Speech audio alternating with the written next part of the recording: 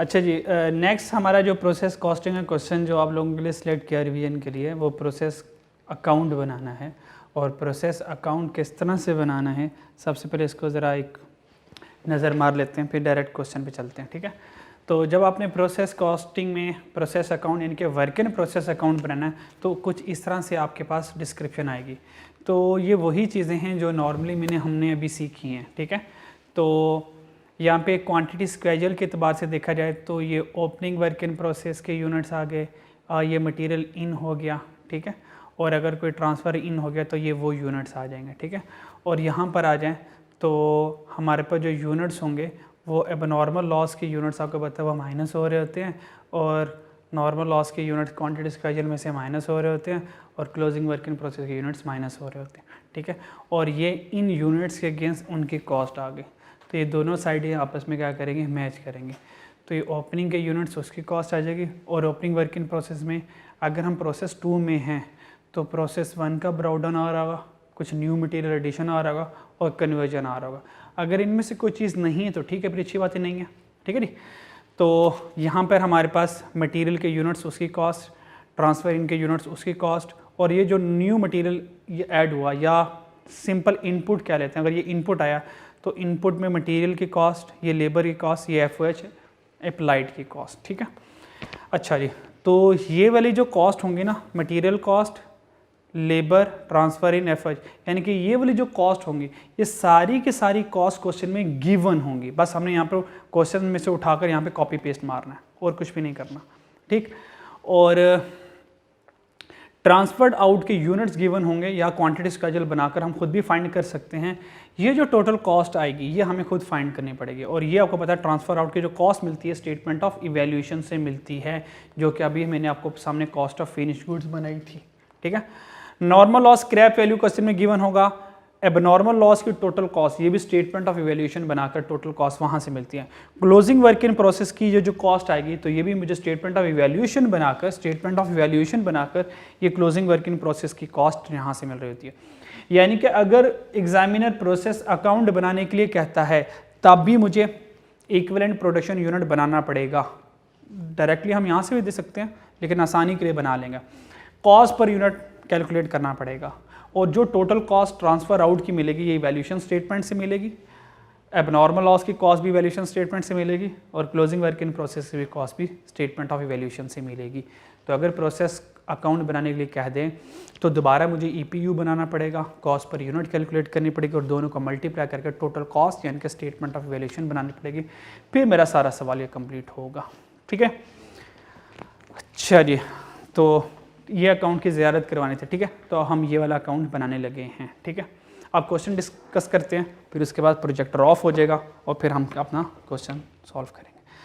तो क्वेश्चन जो है हमने सेलेक्ट किया autumn 14, question number 1 Ababeel food. तो ये क्वेश्चन हमारे सामने, ठीक है। ऑटम 14 का सवाल है, ऑटम 14 क्वेश्चन 1 अबाबील, ठीक है। तो ये आप लोग पढ़ लें, ठीक है। वीडियो को पॉज कर लें, स्टॉप कर लें और इसको देख लें, अच्छे से रीड कर लें, और जब मैं इसका सॉल्यूशन आपके साथ डिस्कस करूँगा तो आप लोगों ने अपने सामने हार्ड फॉर्म में रख लेना है, ताकि अगर कुछ आपने लिखना हो, अंडरलाइन करना हो, कुछ चीज़ों को हाईलाइट करना हो, चीज़ों को समझना हो, कोई हिंट लिखना हो किसी स्टेटमेंट के बारे में, तो आप लिख सकते हो, ठीक है। तो ये रीड कर लें, तो फिर मैं डिस्कस करता हूँ और फिर इसको सॉल्व करते हैं। है तो इसके 15 नंबर, लेकिन अच्छी खासी इसमें वर्किंग्स हैं जी। Let's discuss. Ababeel food produces and sell chicken nuggets. Ababeel क्या करता है, चिकन नगेट सेल करता है, और बाकी सारी कहानियाँ सुनाई जा रहा है, ठीक है। Inspection is carried out when the process in the cooking department is 80% complete. Inspection कब करते हैं, जब खाना जो है, नगेट जो है, जब 80% पकने वाले होते हैं तब हम ढक्कन उठाते हैं, या ऑटोमेटेड प्लांट होता है तो प्लांट की ज़ियारत करते हैं, देखते हैं नगेट्स की शक्ल क्या है, ज़्यादा ओवर कुक तो नहीं हो गए, डैमेज तो नहीं हो गए, तबाह बर्बाद तो नहीं हो गए। तो प्रोसेस के 80% पर हम क्या करते हैं, बर्तन का ढक्कन उठाकर ऑब्जर्व करते हैं कि मटेरियल की सिचुएशन क्या है। Normal loss is 5% of input. तो देखें नॉर्मल लॉस किसके ऊपर गिवन कर रहा है, 5% ऑफ इनपुट। तो आपने इनपुट के ऊपर नहीं करना, क्योंकि हमारे पास इंस्पेक्शन 80% है, तो हम इंस्पेक्टेड यूनिट्स के ऊपर 5% नॉर्मल लॉस कैलकुलेट करेंगे। यहाँ से जो बेहतरीन इंपॉर्टेंट बात थी वो ये है कि नॉर्मल लॉस उसने कहा 5% ऑफ इनपुट है, लेकिन उसने कहा कंप्राइजेज ऑफ, ये जो 5% का लॉस है 2 जगह पर बांटा गया, 2 जगह से डिस्ट्रीब्यूट हो गया। इस 5% के नुकसान में जो 2% का नुकसान हुआ वो वेट लॉस होने की वजह से वो कुकिंग में है। आपको पता है कि अगर मीट है तो अगर आप मीट को वज़न करें तो वो हैवी होता है, और जब वो पक जाता है तो फिर आफ्टर कुकिंग क्या करते हैं, जब उसका वेट करते हैं तो वेट कम हो चुका होता है। तो नॉर्मली ऐसा होता है, अगर हम मछली खरीदने जाएं तो मछली को अगर हम उसको भाई वेट कर, तो फॉर एग्जांपल मछली का जो वेट निकला वो 1 kg निकला, तो हमने कहा यार 1 kg कर दे, तो हम जब पक जाते हैं हम कहते हैं नहीं तो तू दोबारा वजन कर, तो हम चेक करते हैं तो उन्हें 1 kg मछली दी है या उससे कम दी है, तो ऑब्वियस बात है वो अब 1000 ग्राम की वो नहीं रहेगी, तो ऑब्वियस बात है उसके अंदर जो जितना भी वाटर होगा वो सारा इवेपोरेट हो चुका होगा, तो जितना भी लिक्विड होगा इवेपोरेट हो चुका होगा, तो ऑब्वियस बात है उसका वजन रिड्यूस होना ही होना है। तो वो कह रहा है कि जो 5% का नुकसान हुआ, 2 वजह से जो नुकसान हुआ वो वेट लॉस हुआ ड्यू टू कुकिंग, जितना भी उसके अंदर वाटर था वो इवेपोरेट हो गया, ठीक है, अब हल्का फुल्का उसका वजन हो गया, तो 2% नुकसान उस वजह से हुआ। 3% rejection of nugget, 3% nuggets reject हो गए, हो सकता है वो अंडर कुक हो गए, हो सकता है बहुत ज़्यादा ओवर कुक हो गए, तो 3% रिजेक्शन हो गए, तो 2% ये हवा में उड़ गए। अब ये जो ऑब्वियस बात है, ये 2% जो हवा में उड़ गए हैं ये नुकसान सेल तो नहीं कर सकते ना, तो ये जो 3% नगेट जल गए होंगे, हाँ ये 3% अगर कोई सेलिंग प्राइस है जो कि कह रहा है the rejection nuggets are sold at ₹60 पर kg, तो 3% रिजेक्ट हुए, ये जो 3% रिजेक्टेड नगेट्स होंगे ये आगे डिस्पोजेबल होंगे, ये डिस्पोज ऑफ होंगे, ये आगे बेचे जाएंगे। ये जो 3% 2% का नुकसान वेट लॉस की वजह से है, तो ये तो बस ठीक है नुकसान हो गया, ये तो सेल हो नहीं सकता ना। तो असल में जो नुकसान होगा, असल में जो स्क्रैप वैल्यू कैलकुलेट होगी नॉर्मल लॉस की, वो 5% पर नहीं बल्कि 3% पर हुई है, क्योंकि ये रिजेक्टेड यूनिट्स आगे बेचने के काबिल हैं। तो यहाँ पे ये लॉस की अच्छी कैलकुलेशन थी। ओवरहेड्स 120% है लेबर का, डायरेक्ट लेबर के ऊपर 120%, तो ओवरहेड हमारे पास आ जाएंगे, और ये उसने हमारे पास सारी इंफॉर्मेशन दे दी। अच्छा जी, हाँ इस बॉक्स में वो क्या कहना चाह रहा है, opening work in process 100% complete है मटेरियल से और 50% कन्वर्जन, तो opening work in process kg आ गया, ठीक है, और ओपनिंग मटेरियल और लेबर के पैसे आ गए। Cost for the month 4,20,000 kg जो नगेट्स खरीदे उनकी कॉस्ट आ गई। वेट आफ्टर कुकिंग, कुकिंग के बाद वाला वज़न कितना रह गया 440, तो इसका हमारे साथ कोई केस कोई टेंशन नहीं है हमें। ट्रांसफ़र टू फिनिश डिपार्टमेंट, इतने फिनिश डिपार्टमेंट को ट्रांसफ़र हो गए। क्लोजिंग वर्क इन प्रोसेस ही आ गया। रिक्वायरमेंट पढ़ें, अब रिक्वायरमेंट हमें गाइड करेगी क्या करना है रिक्वायरमेंट में। Prepare process account for cooking department, cooking department का प्रोसेस अकाउंट सिर्फ बनाना है, ठीक है। तो हम देखें जब अकाउंट बनाएंगे तो अकाउंट बनाना आसान है, पर जब उसकी कैलकुलेशन करेंगे तो उसके कैलकुलेशन में हमें थोड़ा सा वक्त लगेगा, ठीक है। तो ये हमारे पास क्वेश्चन है, अब अबील वाला क्वेश्चन। अब हम क्या करेंगे, इसको मैं सॉल्व करूँगा, तो उसके लिए अगेन अब ये प्रोजेक्टर ऑफ हो जाएगा, ठीक है, क्योंकि जैसे कि आप देख रहे हैं कि यहाँ पर इतने से भाई यार इतने से एरिया पर पूरा सवाल नहीं होना, ठीक है। तो क्वेश्चन अपने पास सामने रख लें, तो फिर साथ साथ सोल्यूशन हम डिस्कस करते रहते हैं, ठीक है जी। अच्छा जी, ठीक है जी, क्वेश्चन डिस्कस करते हैं। हम क्वेश्चन नंबर, होप सो आप लोगों ने क्वेश्चन मेरे साथ पढ़ लिया होगा, ठीक है। तो अब अबील फूड वाला क्वेश्चन हो गया, डिस्कशन करने लगे हैं। स्प्रिंग 14 क्वेश्चन 1, ऑटम 14, अब अबील फूड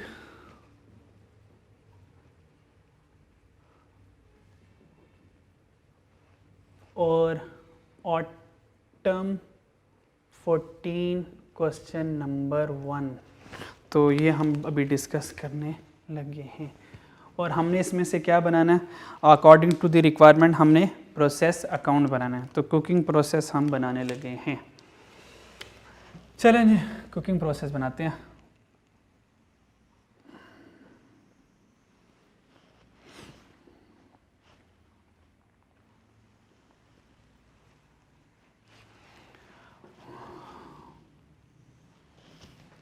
हमारे पास यूनिट्स आ जाएंगे और साथ केजीज आ जाएंगे, ठीक है। तो प्रोसेस अकाउंट कुकिंग का, ठीक है।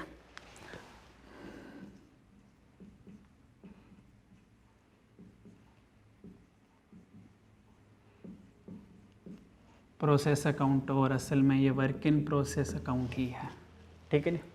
और यहाँ पर आ जाएंगे हमारे पास पैसे, और यहाँ पर आ जाएंगे हमारे पास यूनिट्स, और यहाँ पर आ जाएंगे पैसे, और यहाँ पर आ जाएंगे हमारे पास यूनिट्स, ठीक है जी। यूनिट्स यहाँ पर आ जाएंगे, ठीक है जी। अब जो क्वेश्चन में गिवन है, सबसे पहले वो जल्दी जल्दी सी चीज़ें लिख लें। तो हमारे पास क्वेश्चन में आ जाए, ज़रा पहले अकाउंट को मुकम्मल करते हैं। ओपनिंग वर्क इन प्रोसेस में 30,000 kg यूनिट गिवन है, ठीक है। तो हमारे पास ओपनिंग वर्क इन प्रोसेस आ गया, ठीक है। तो हमारे पास ओपनिंग आ गया, ओपनिंग में वर्क इन प्रोसेस में कितने केजी नगेट्स आगे पड़े हुए थे, 30,000 kg। तो यहाँ पे यूनिट्स में आ जाएगा 30,000 kg, डन। और फिर इन 30,000 kg की उसने देखे मटेरियल लेबर की भी कॉस्ट दी हुई है। तो अब इस ओपनिंग की कॉस्ट क्या आ जाएगी, तो मटेरियल कितना है 6260, तो ये वाली कॉस्ट कैसे आएगी, तो कॉस्ट के लिए मटेरियल की 6260 आ जाएगी, ठीक है। और कन्वर्जन कितनी है 1288, तो 1288 कन्वर्जन, ये मटेरियल आ गया, ये लेबर आ गया, और ये साथ में आ गया ओवरहेड्स आ गए, ठीक है। और ओवरहेड कह रहा है कि 1288 इस लेबर का 120% है, तो इस लेबर का 120% लिया, तो ये कॉस्ट हमारी यहाँ पर आ जाएगी, ठीक है। तो ये हमारी पास कॉस्ट आ जाएगी 9094, क्या कॉस्ट आ जाएगी 9094, तो 9094,000। तो ये मेरे पास ओपनिंग वर्क इन प्रोसेस के यूनिट्स आ गए, और ये जो यूनिट्स से केजीज में है, ठीक है, और ये उनकी अमाउंट्स आ गई हमारे पास, ठीक है। नेक्स्ट हमारे पास क्वेश्चन में देखें क्या गिवन है, cost for the month. Cost for the month में हमारे पास मटेरियल है 420 kg, तो 420 kg हमारे पास डायरेक्ट मटेरियल आ गया। तो डायरेक्ट मटेरियल यूनिट्स कितने हैं 420 kg, और इसकी कॉस्ट भी गिवन है आपको। मैंने कहा था ये वाली जो साइड होगी डेबिट साइड नॉर्मली गिवन होगी आपको, जो कि हमारे पास है कॉस्ट कितनी है 50,000 और 50 मिलियन, तो 50 मिलियन आ गया, ठीक है जी। तो ये हमारे पास 50 मिलियन आ गया। डायरेक्ट लेबर कितना है, डायरेक्ट लेबर इस नगेट्स के ऊपर लेबर कितनी लगी, वो भी क्वेश्चन में गिवन है, और 20 मिलियन, ठीक है। और FOH अप्लाइड इस 20 मिलियन का 120%, तो इस 20 मिलियन का 120%, तो यहाँ पर हमारे पास क्या आ गया, यूनिट्स नहीं है, तो ये हमारे पास आ जाएगा 24 मिलियन। ये रुपीज़ एंड 1000 कॉमन भी ले सकते हैं, इतने 0 साथ साथ ना चलाएं, ठीक है। तो ये हमारे पास तकरीबन सारी की साइड्स क्लियर हो गई, ठीक है। यहाँ से इसका टोटल आ जाएगा, यहाँ से इसका टोटल आ जाएगा, ठीक है। ऑब्वियस बात है, अगर ये वाली साइड हैवी निकल आई, अगर क्रेडिट साइड हैवी निकल आई, तो बैलेंस यहाँ पर आ रहा हुआ, इसका मतलब एबनॉर्मल गेन है। और अगर ये वाली साइड हैवी हुई और ये वाली लो हुई, तो इसका मतलब एबनॉर्मल लॉस बैलेंसिंग आ रहा होगा। तो फर्दर हम टोटल नहीं करते, तो देखते हैं कौन सी साइड हैवी होगी, उसके बाद फिर हम टोटल करेंगे इंशाल्लाह, ठीक है। तो ये यूनिट्स के टोटल यहाँ से आ जाएंगे, ये पैसों के टोटल यहाँ पर आ जाएंगे, ठीक है जी। अच्छा जी, अब ये वाली साइड पे लिखते हैं जो चीज़ें हमारे पास गिवन है। तो एक तो उसने हमें चीज़ गिवन की हुई है ट्रांसफर्ड आउट, तो ट्रांसफर्ड आउट उसने कहा कि 362 यूनिट्स 362,000 यूनिट ट्रांसफर्ड आउट हुए, तो ट्रांसफर्ड आउट हमारे पास आ गया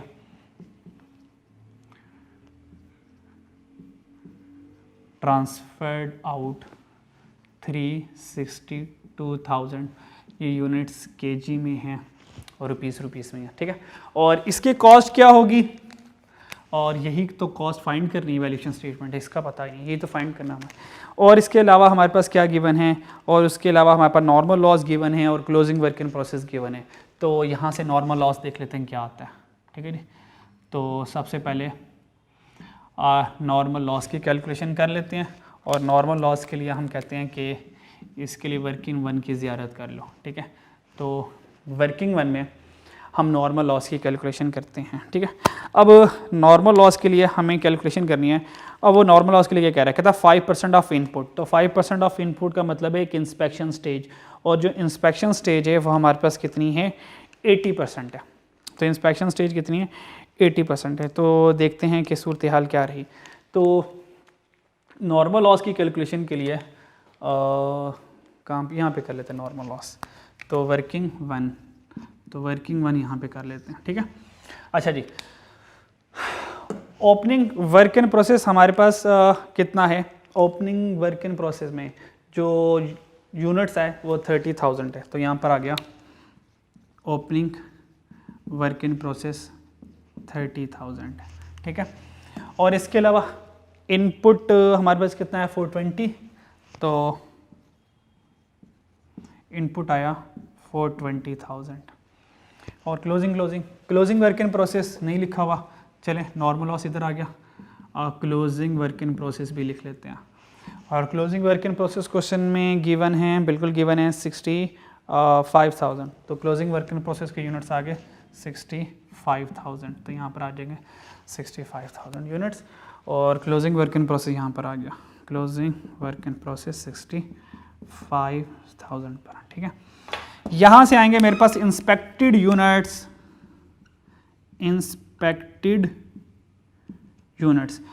पर देख लें, इस इंस्पेक्टेड यूनिट्स में से 1, 2, 3 ये आएंगे कि नहीं आएंगे। इनपुट ने तो हर हाल में आना ही आना। अब चेक करना है ओपनिंग ने और क्लोजिंग ने माइनस होना है या इन्होंने बिल्कुल गायब हो जाना है।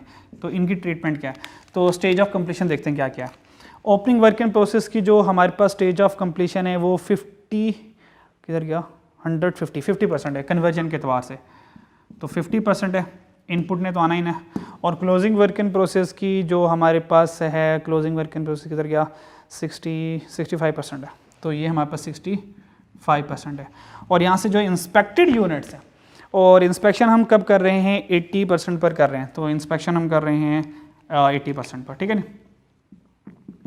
चलें जी, अब फैसला करते हैं।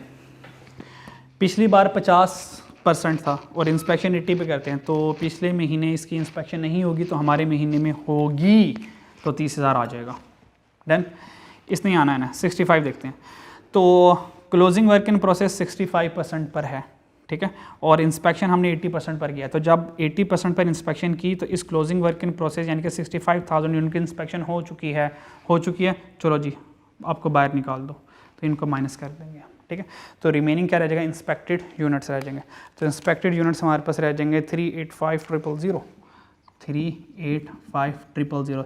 This is the inspected units. तो इस इंस्पेक्टेड यूनिट्स के ऊपर लॉस कितना हुआ, उसने कहा था 5% का लॉस हुआ। तो इसका लॉस कैलकुलेट कर लेते हैं। नॉर्मल लॉस इसका 5%, 385,000 का 5% किया, तो ये नॉर्मल लॉस मेरे पास आ गया, जो कि मेरे पास बनता है 19250। तो ये मेरे पास नॉर्मल लॉस आ गया। तो नॉर्मल लॉस कितना आया, 19250। तो क्या यहाँ पे सारे के सारा मैं 19250 लिख लूँ और सबकी स्क्रैप वैल्यू भी लिख लूँ? बिल्कुल लिख सकता था, अगर 2% हवा में ना उड़े होते, सारे के सारे बिक रहे होते, तो ये 19,250 ये सारे के सारे तो नहीं बिकेंगे, सारे के सारे तो सेल नहीं होंगे। इसके 2 आगे ब्रेकअप्स हैं। इसका जो 2% होगा वो वेट लॉस है। वो क्या है, वेट लॉस है, हवा में उड़ गए, तो इसका तो सीधा सीधा नुकसान हो गया।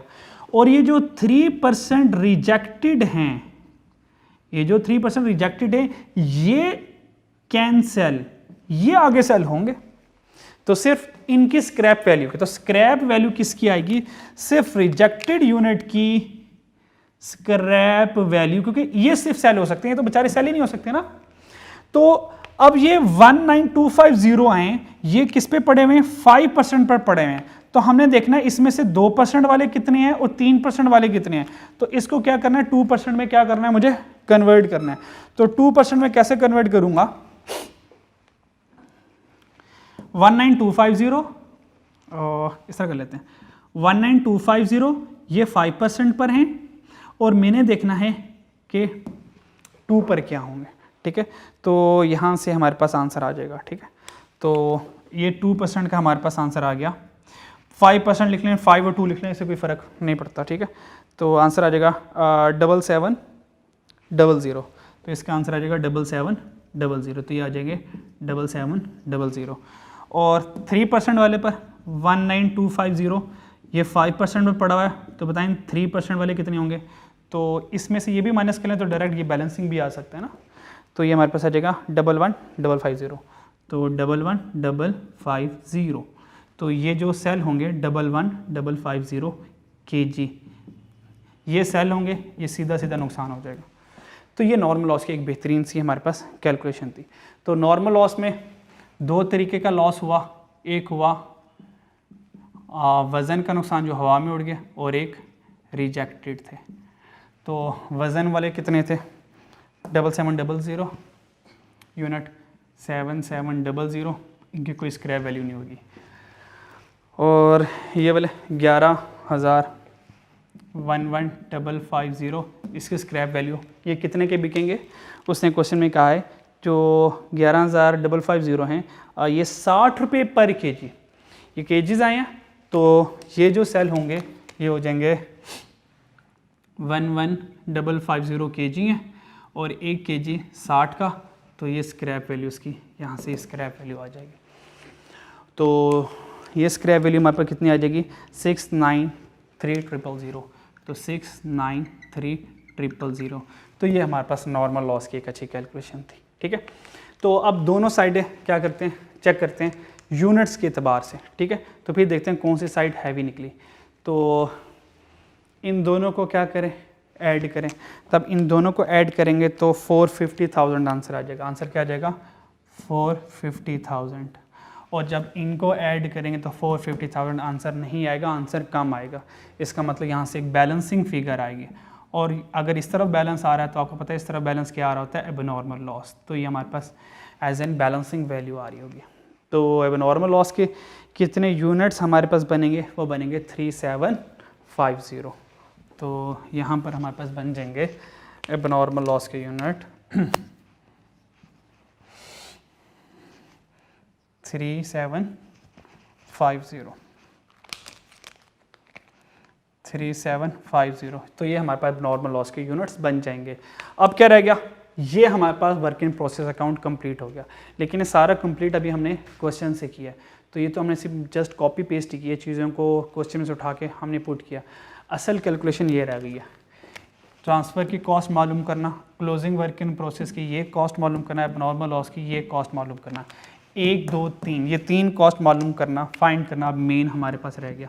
और ये अब बच्चों का खेल है, आपको ये नॉर्मली कैलकुलेट करना आता ही है। ये किस तरीके से हम कैलकुलेट करते हैं, ठीक है जी।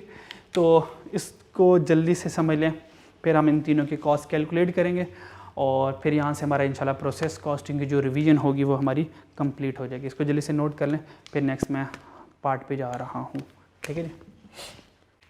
अच्छा जी, आप लोगों ने ये कंप्लीट कर लिया होगा और इसको देख लिया होगा, ठीक है।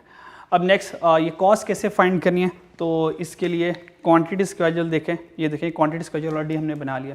तो क्वांटिटी स्केड्यूल ऑलरेडी हमारा बना हुआ है और इक्विवेलेंट प्रोडक्शन यूनिट यहाँ से भी आ सकते हैं, कॉस्ट यहाँ से भी आप कैलकुलेट कर सकते हैं, ठीक है। लेकिन बेहतर ये है कि क्वेश्चन को चलाना ही है, तो जिस तरीके से हमने नॉर्मल सीखा हुआ है उस तरीके से हम ईजिली पहुँच जाते हैं। तो क्वांटिटी स्केड्यूल की यहाँ पे ज़रूरत नहीं है और हम डायरेक्टली आप क्या करते हैं, टोटल कॉस्ट की तरफ जाना है। तो टोटल कॉस्ट के लिए हम बस इक्विवेलेंट प्रोडक्शन स्टेटमेंट बना लेते हैं, equivalent production units.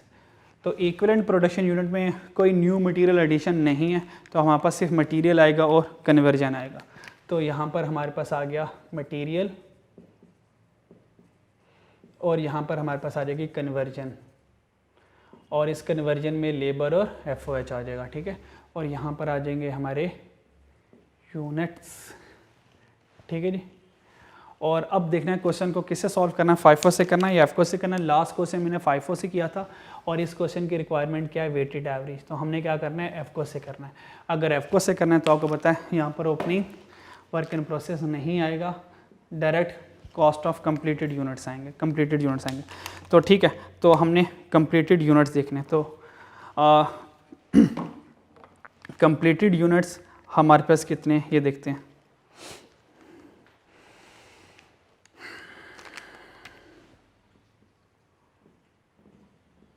Completed units complete होकर ट्रांसफ़र कितनी हुए, वही हैं ट्रांसफर्ड आउट, ये हमारे पास कंप्लीटेड यूनिट्स होते हैं 362,000, तो 362,000, क्योंकि ये यूनिट्स कंप्लीट हुए तो मटेरियल के एतबार से भी 100% मटेरियल लगा होगा और कन्वर्जन के एतबार से भी 100% कन्वर्जन लगी होगी, तो ये एज इट इज़ आ जाएंगे 362,000, 362,000, तो ये हमारे पास यूनिट्स कंप्लीटेड आ जाएंगे, ठीक है।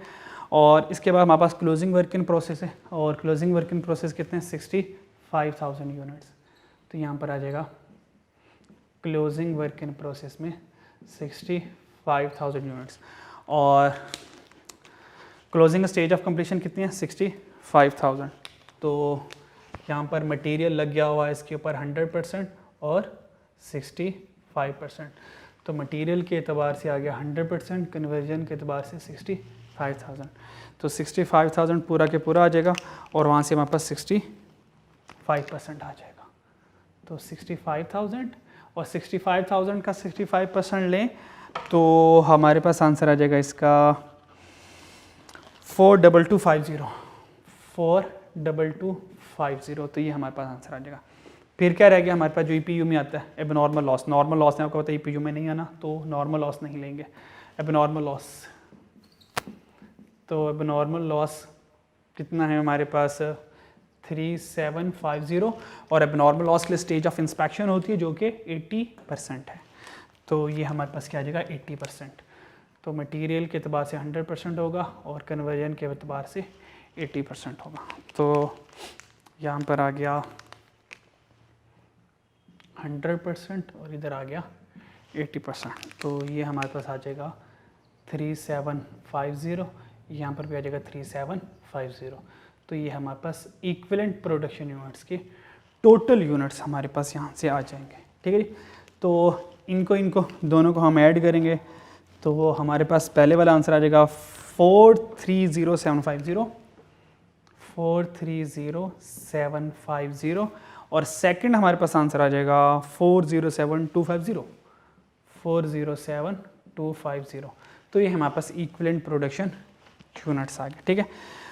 चलिए यहाँ तक हम लोगों ने कर लिया, तो मेरा नहीं ख्याल कि इतने मुश्किल सवाल पहले वाले करने के बाद ये इक्विवेलेंट प्रोडक्शन यूनिट कोई ख़ास मायने भी रखता है, ठीक है जी। तो ये आसान था, FCO मेथड नॉर्मली FIFO से कंपैरेटिवली आसान ही होता है। अच्छा जी, क्योंकि अब FCO आ गया तो जब मैं कॉस्ट पर यूनिट में कॉस्ट लिखूंगा तो मुझे ओपनिंग कॉस्ट भी लिखनी पड़ेगी, क्योंकि FCO मेथड में कहा था कॉस्ट एवरेज होकर आ रही होती है। तो कॉस्ट पर यूनिट कैलकुलेट कर लेते हैं जनाब। कॉस्ट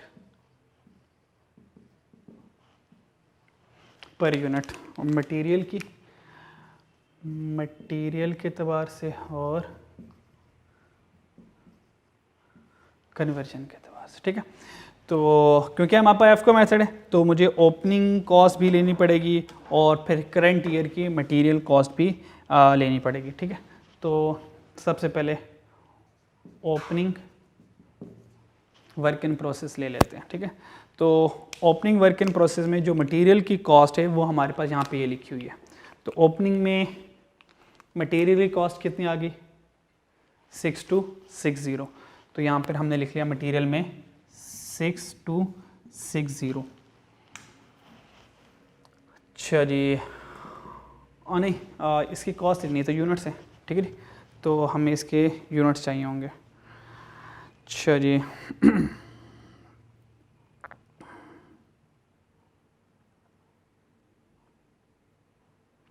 6260, ठीक है। नहीं कॉस्ट ही, अच्छा ये हमने कॉस्ट के लिए लिखा था, ठीक है। ये कॉस्ट ही है, यूनिट्स नहीं है, ये कॉस्ट ही है, कॉस्ट ही। और लेबर की कॉस्ट और कन्वर्जन की कॉस्ट, लेबर कितना आ गया 1288, और इन दोनों को सॉल्व करें तो इसका 120% करें तो आंसर आ जाएगा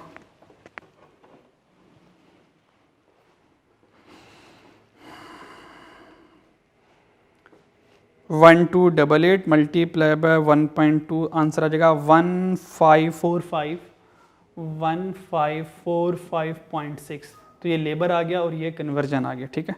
तो ये दोनों हम लिख लेते हैं। तो opening work in process material ये आ गया और यहाँ से लेबर प्लस ओवरहेड्स आ गए। और लेबर की कॉस्ट कितनी थी 1288 और ओवरहेड था 1545.6। इन दोनों को ऐड करेंगे तो ये हमारे पास ओपनिंग की कन्वर्जन आ जाएगी। तो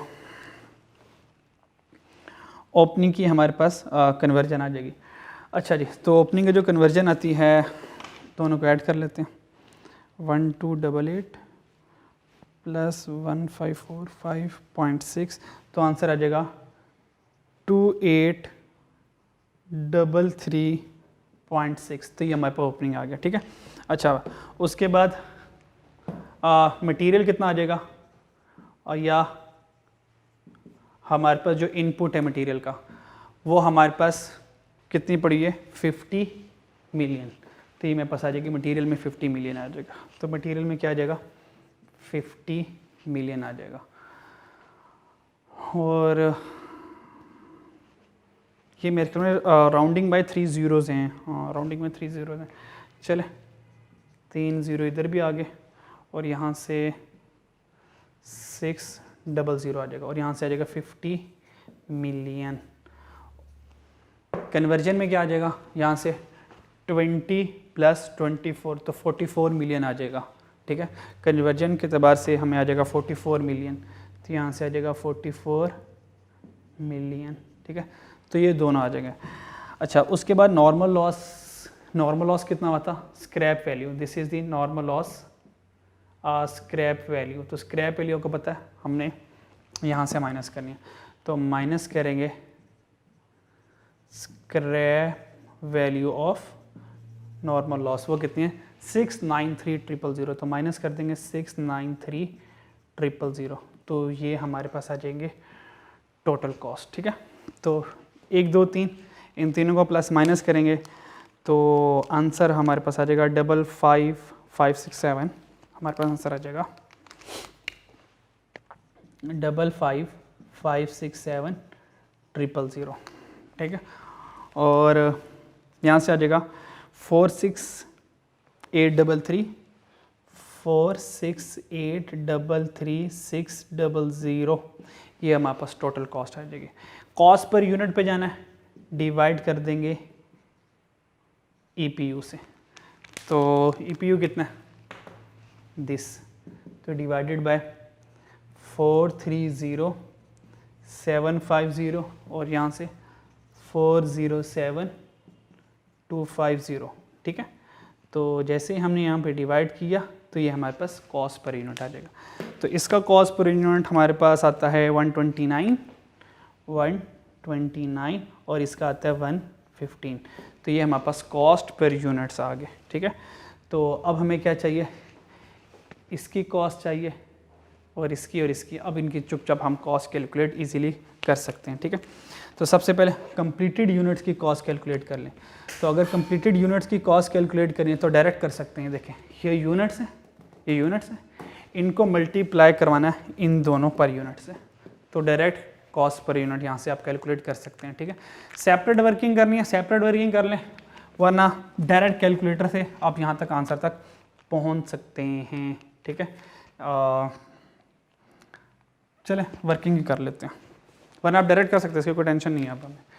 तो कंप्लीटेड यूनिट्स पर आ जाए, तो completed unit cost of completed units कितने थे 362,000 multiply by material per unit 129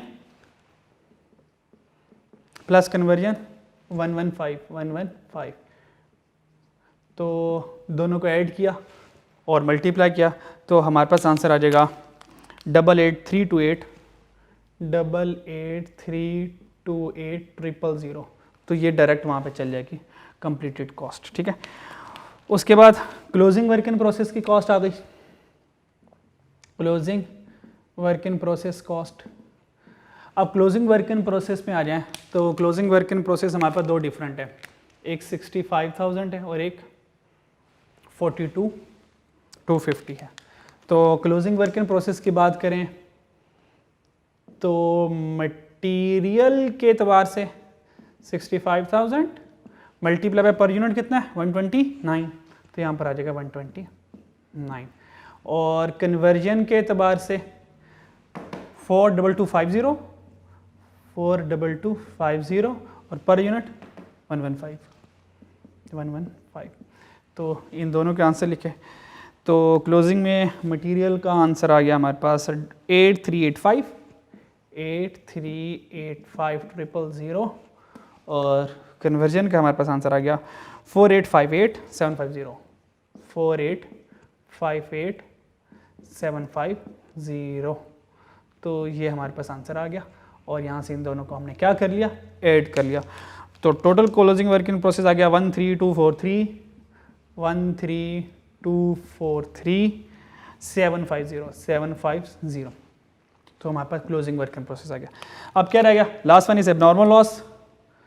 तो cost of abnormal loss, abnormal loss में आ जाए, उसमें भी दो चीज़ें हैं, मटेरियल और ये कन्वर्जन।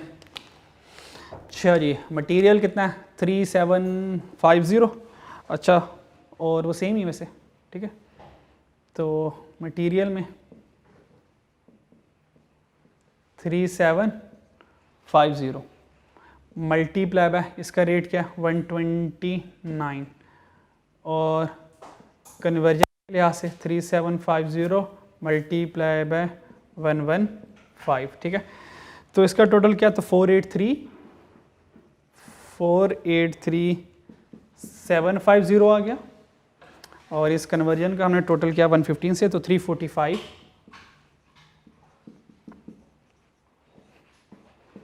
ये नज़र आ रहा है यहाँ से, ये देखो ज़रा, कि लैपटॉप आ रहा आगे, तो सादे बता दे मुझे फिर। अब देखो ये नज़र आ रहा है, ठीक है। तो इसका हमने अगर टोटल किया तो इन दोनों को ऐड करके हमारे पास आंसर है 828,750। तो 1 2 3 ये तीनों कॉस्ट हमने क्या करनी है, अपने प्रोसेस अकाउंट में ट्रांसफ़र करनी है। नंबर 1 88328000 ये आ गया यहाँ पे 88328000 यहाँ से आ गया। फिर क्या, क्लोजिंग वर्क इन प्रोसेस की ये वाली कॉस्ट, तो ये वाली कॉस्ट कहाँ पर है, ये है क्लोजिंग 13243,750 13243,750, ठीक है। तो अब इसका क्या तरीका है, क्योंकि दोनों साइडें बैलेंस करनी है तो उसका तरीका ये, अब टोटल कर लें, क्योंकि ये तो पक्की साइड है ना, इन्होंने चेंज तो होना नहीं है। 1 2 3 4, इन चारों को टोटल करें तो इन चारों का टोटल हमारे पास आता है 103,094 103,094, ये आता है 103,094। तो ये 450 है, तो ये भी 450,000 आ जाएगा। ये कितना है 103,094, ये भी यही आएगा 103,094। तो करना क्या, ये नहीं 000 1 2 3, ये 1 2 3 और आएंगे 1 2 3। करना क्या, ये पकड़ें, ये माइनस करें, ये माइनस करें, ये माइनस करें, ये बैलेंसिंग लिख लें, फिर ये टोटल बनेगा, ठीक है। नहीं तो अगर आप डायरेक्ट एबनॉर्मल कॉस्ट ये लिखते हैं 282,750 282,750, ये लिख लें 282,750। हो सकता है एग्जैक्ट ये ना आए, एग्जैक्ट ये ना आए तो कोई मसला नहीं, थोड़ा बहुत राउंडिंग आ रही होगी उसकी खैर है, कोई मसला नहीं है। तो उसका बेहतर तरीका ये है कि ये लिख लें और यहाँ से हस्बे तौफीक राउंडिंग कर लें, ठीक है। तो ये हमारे पास process account full fledge complete हो गया और यहाँ से स्टूडेंट हमारी प्रोसेस कॉस्टिंग की जो रिवीजन है वो कंप्लीट हो गया, ठीक है। तो नेक्स्ट रिवीजन जो इंशाल्लाह ताला हम करेंगे वो इन्वेंट्री मैनेजमेंट की होगी, ओवरहेड की होगी और हम लेबर की होगी। फिर इसके बाद वाली जो रिवीजन होगी वो नेक्स्ट क्लास में मैं इंशाल्लाह ताला I will announce with you, ठीक है। तो इस पूरे बोर्ड की भाई ज़ियारत करवा दें, ठीक है।